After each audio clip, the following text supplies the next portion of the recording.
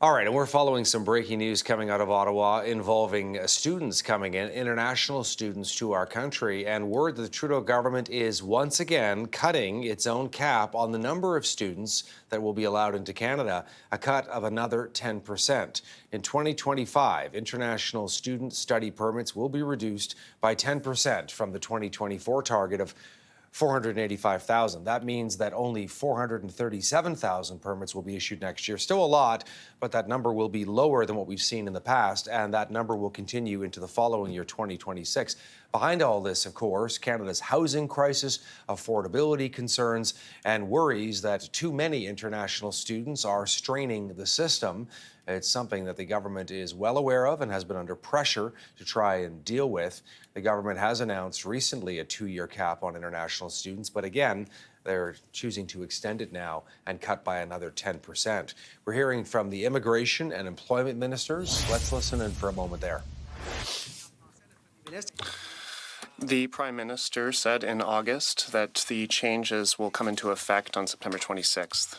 He also said that the percentage of workers that businesses can have of foreign workers went down from 20% to 10%, and in census metropolitan regions where the unemployment is above 6%, we will not be processing these requests. I am confirming today that this change will also be in force in Quebec and in the streamlined processing system that does not have a cap. Applicable to the traitement simplifié in Quebec, which currently does not have a cap limit. Nous avons également We also announced a reduction in the duration of the permits for low wages that goes from down to 1 year. This measure will exclude people in the agricultural sector and will include people in the streamlined processing system in Quebec. I also like to add that the list of regional metropolitan census areas will be updated every quarter with the most recent labor data in order to ensure that they meet the needs of Canadians and the unemployment rate going forward. Again, the temporary foreign worker program is an accordion. It's meant to flex with the economy. When we have a high number of vacancies, we can bring in more people. And as the economy tightens, we close the accordion and we make it harder for people to come in because Mark and I and our government want those jobs to go to Canadians. We want them to go to people who live here. We want them to go to students. We want them to go to newcomers. We want them to go to people who want to take those jobs, point à la ligne. And so we're working hard every day to make sure there's more jobs for Canadians. We're seeing a slight increase in unemployment, which is a natural result of the high interest rates, which are also coming down. And now with inflation at 2% and having come down over 8 months, that's a critical piece to see a turn in the economy. And today we're making good on our promise to actually reduce the numbers in the temporary foreign worker program and to make sure that the program applies across the country. Merci beaucoup. And I'll turn now to my colleague, Mark Miller. Thanks, Randy. Bonjour à tous. Merci, Randy, d'avoir. Good afternoon, everyone. Thank you, Randy, for opening us up today. A year ago, we announced 3 big measures when it comes to international students. 1, a national cap and a redistribution of the student permits out of a spirit of fairness across the provinces and territories. 2, a very important limitation on spousal permits. And 3, as part of making sure that the system is dealing with the fraud that we had seen, a process of letter of acceptances that involves the provinces certifying that the institutions that international students are coming into are indeed those that we see on the applications. Those were very important in addition to some of the measures that I announced in December with respect to the solvency requirements of students that have to come to Canada. Canada is not an inexpensive place to live in. And in addition to the work hour amendments that we have made that limit the work hours to 20 and now coming up 24 hours for students studying full time. We expect students to be doing exactly that. But let's set the table further a little. When you look at the growth that we have seen in people that are temporary residents of Canada, that's something that has grown almost exponentially over the last few years, from about 437,000 individuals in 2019 alone to about 1.2 million in 2023. That comes with consequences. But let's not also forget the importance that immigration generally, the importance of people that are here on a temporary basis has done for the economy.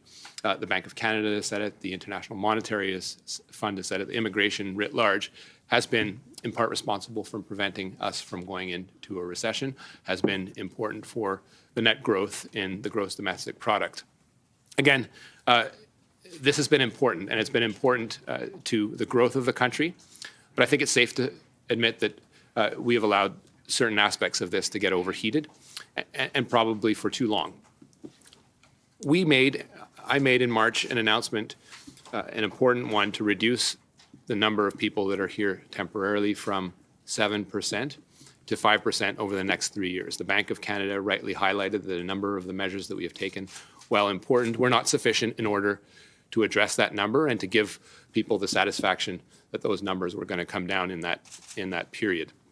Today, along with the announcements that Randy is making, we are announcing further measures, specifically, importantly, with respect to international students, and a few other ones that I will go through here shortly. First, I'd like to say that the measures that we've taken with respect to international students, and again, taking a step back, international students and the postgraduate work permits that come with it, occupy about 50% of the temporary workers that are here in Canada. The programs that Randy administers about 10, 15%, depending how you're counting. So the growth in the international student space, along with the postgraduate work permits that come with them, the spousal permits that come with them, are ones where we owe it to Canadians, and in the context of an economy where the labour market in some areas is constricting, we need to adjust accordingly.